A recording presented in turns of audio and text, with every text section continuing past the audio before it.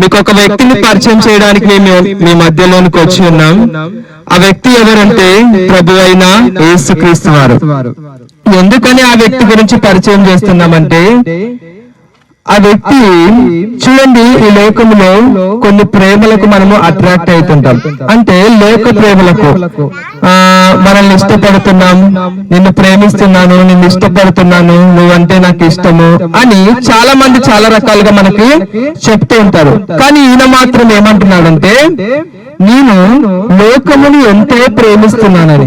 లోకం అంటే ఎవరిక్కడ? నువ్వు, నేను, ఎవరెవరైతే ఈ లోకంలో జీవిస్తున్నారో వారందరము లోకంలో ఉన్నవారు. లోకమును ఆయన ఎంతో ప్రేమిస్తున్నాడు. ఎంతలా అంటే శాశ్వతమైన ప్రేమతో ఆయన నిన్ను ప్రేమిస్తున్నాను అని సెలవిస్తున్నాడు. అంటే ఆ ప్రేమకు ఎండు లేదు, ఆ ప్రేమకు అంతము లేదు, ఆ ప్రేమకు ముగింపు లేదు. ఎలాంటి ప్రేమ అంటే, మనుషులు చెప్తారు నీకు పైకి, నేను నిన్ను ఇష్టపడుతున్నాను అంటే నాకు ఇష్టం, నీ కోసం నేను ఏదైనా చేస్తాను. ఒకసారి అడుగు, నా కోసం నువ్వు ఏదైనా చేస్తావు కదా, నీ ప్రాణం ఇస్తావా అని అడుగు. పైకి మాటకు చెప్తారేమో, కానీ ఆ యొక్క సమయము, ఆ యొక్క దినం వచ్చేసరికి నీ నుంచి దూరం వెళ్ళిపోతారు. కానీ ఈయన మాత్రము శాశ్వతమైన ప్రేమతో నిన్ను ప్రేమిస్తున్నానని చెప్తాడే.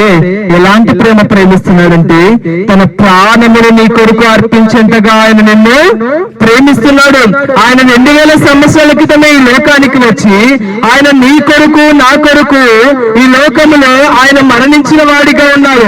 ఎందుకోసం వచ్చి మరణించాడంటే, పాపముల చేత, శాపముల చేత మనము కొట్టిపోతున్నాము, అంటే నశించిపోతున్నాము. అంటే ఈ లోకములో మనము దేవునికి దూరమై వ్యర్థమైన బ్రతుకులు, వ్యభిచారులకు, త్రాగబోతులకు, దొంగతనాలకు, ఇలాంటి లోక సంబంధమైన ఈ పాపపు కార్యాలు మనము చేస్తూ ఉన్నాము.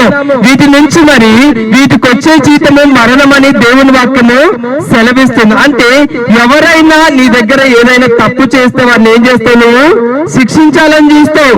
మరి నువ్వు ఇన్ని పాపాలు ఈ లోకంలో చేస్తున్నావు కదా, ఇన్ని దేవునికి విరుద్ధమైన కార్యాలు చేస్తున్నావు కదా, నీ కుటుంబాన్ని నువ్వు పాడు చేసుకుంటున్నావే, నీ యొక్క ఇంట్లో సమస్యలు ఎన్నో పెరిగిపోతున్నాయి నువ్వు చేసే పాపాల వల్ల.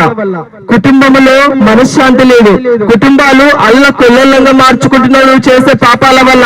కాబట్టి ఇప్పుడు నువ్వు చేసిన పాపాలకి రావాల్సిందేంటి? మరణము. దానికి శిక్ష రావాలి.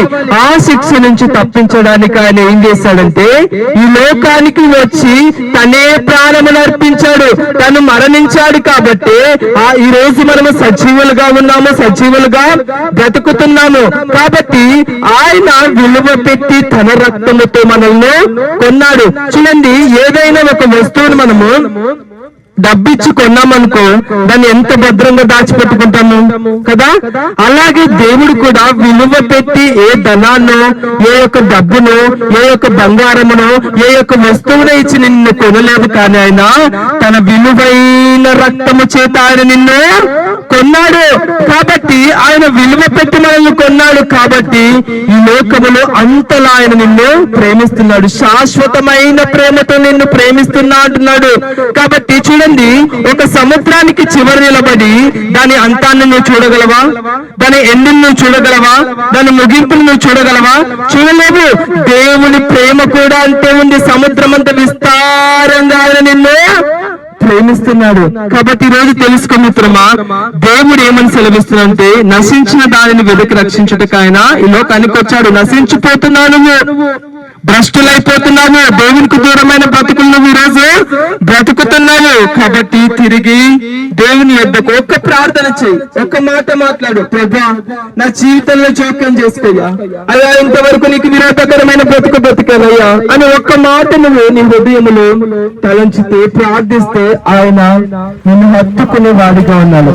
కాబట్టి ప్రార్థిద్దాము. ఒకసారి చిన్న ప్రార్థన చేద్దాము. మనం ఈ సమయంలో ఎక్కడున్న వారు అక్కడే మోకరించి సమయంలో ఆయనకు పాపక్షమాపణ ఒప్పుకుందామా?